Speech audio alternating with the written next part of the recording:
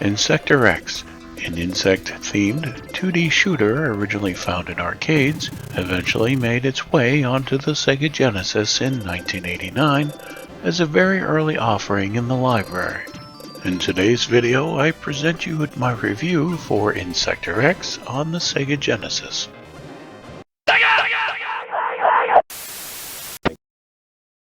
In short, there were two tiny tribes of insect-like people, Belzers and Insectors.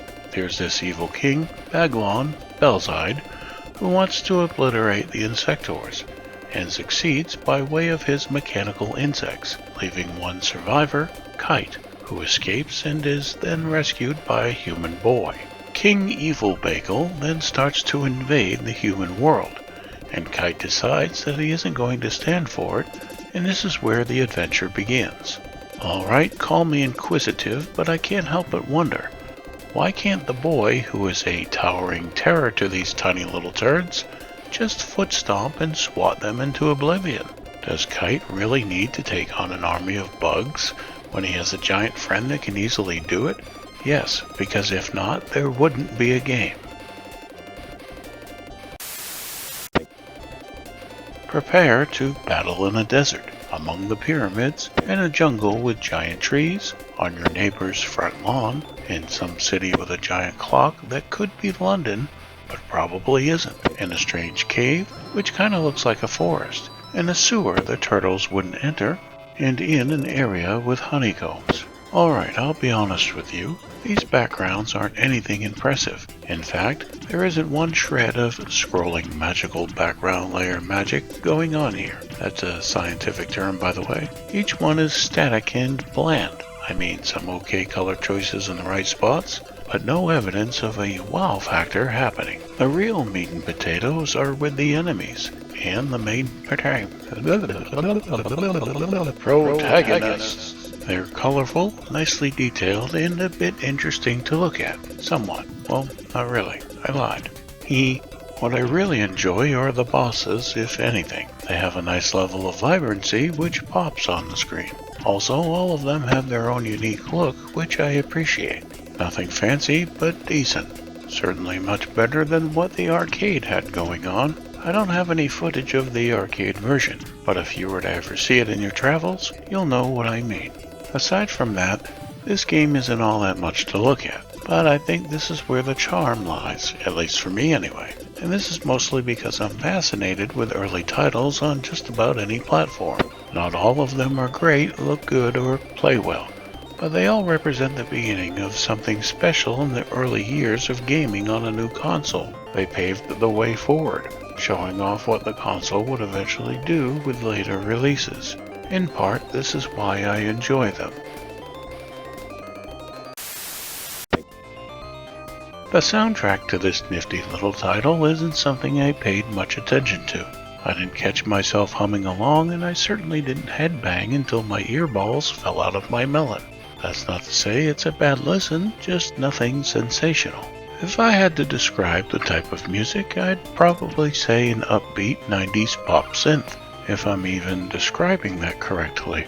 The music blends in with the background, very relaxed and unobtrusive, kinda like white noise, as if you had an AC or fan going in the background. Every once in a while you take notice of it, while for the most part it's just there. There's two noticeable things that stood out to me. The first track can get stuck in your head if you play the game enough, and the plucky bass in the second track was kinda neat. The sound effects are fairly basic, something you would expect from an early game on the Genesis. I in particular enjoyed the sound of destroying enemies with power-ups, speed boosters, and point multipliers. Its bassy echo is rather fun. There's a sound test option in the options menu, which is optional if you want to perform a sound test. I wish I could say the difficulty is evenly balanced, but that would be lying. My honesty game is on point, and I'm not about to ruin it. Not for you, pal. No way. Early levels, as with most shooters, and generally most games, start out simple. Later levels push harder because the developers like it when you say the cucka words. If you're the type of person who gets really annoyed with large amount of projectiles moving as fast as a fart in a wind tunnel, then you may use those cucka words often, especially if you can't get the f out of the way. With this game, one hit equals death. The good thing is, you don't lose all your power-ups in one go, but rather your power level will lower by 1 with each defeat. With bosses, get ready for a trip to Easy Street, friend. Each boss encounter should take you about 1 minute to complete, save for the last boss, which is about 4 minutes and change. Boss fights in Insector X are the equivalent of going toe-to-toe with the enemy while they're in a diaper and screaming for a binky. Seriously though, some stages will have you pulling your neighbor's teeth out with a slightly used spork, while every single boss fight is like Goo Goo Gaga mode. Saying they're too easy might be an understatement. This imbalance throws me off a bit. I feel like the game is really confused, not being able to decide if it wants to be a man or a mouse. I played through the game on normal in case you were wondering.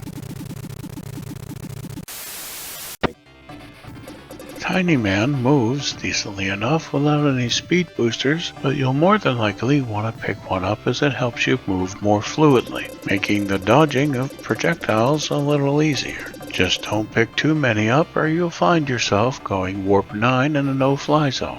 The A button switches between your weapon types, anti-air, anti-ground, and a one-time single-use power-up called Crash. The Crash icon is represented by a lightning bolt. Anti-air weapons are those that shoot forward. Its on-screen icon is orange. Anti-ground weapons are those that target enemies on or near ground level. Its on-screen icon is blue. The B button fires your main weapon. When selecting the anti-ground blue icon with the A button, you can press both B and C buttons at the same time, which will fire both weapon types at once. Be sure not to make the same mistake I made. Use your anti-ground weapon at the same time you use your anti-air weapon, as it helps out in a big-time way. I went through most of the game not using it. It pays to pay attention. There is also a special weapon type dropped by certain enemies that can be powered up 4 times. Gotta be honest here, this isn't a game I'll be picking up again anytime soon. I've played it here and there throughout the years, finally making the decision to go ahead and try to finish it, which I did.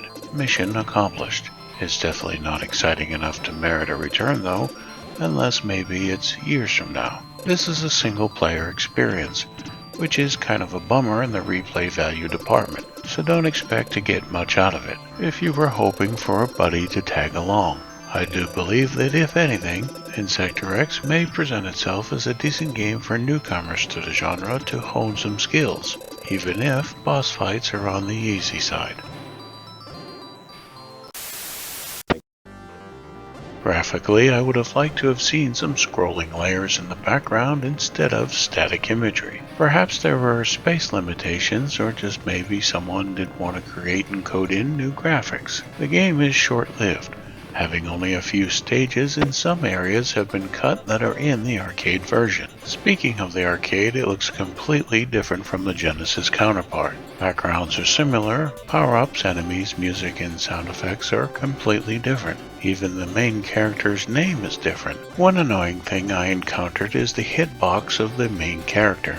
It's far too large and unforgiving in tight spots. Hut B, the developer, isn't even mentioned once on the box art instruction manual or title screen and end credits. I found that kind of odd. In the final stage, right before the last boss, you can see the head, and I kid you not, of the protagonist from the arcade version lying on the strewn about bodies of dead insects lining the ground. I wonder if the developers hated the arcade version, which, requested by Taito, was made to look comical or cutesy. Either way, it's a bizarre thing to see. Insector X is a decent revision of the arcade shooter that has its moments but isn't something to write home about. Collectible for some, not that enticing for others. If anything, it's a game worth playing if you're wanting to pass some time. This is Random Battle signing off, and until next time, stay random and battle on.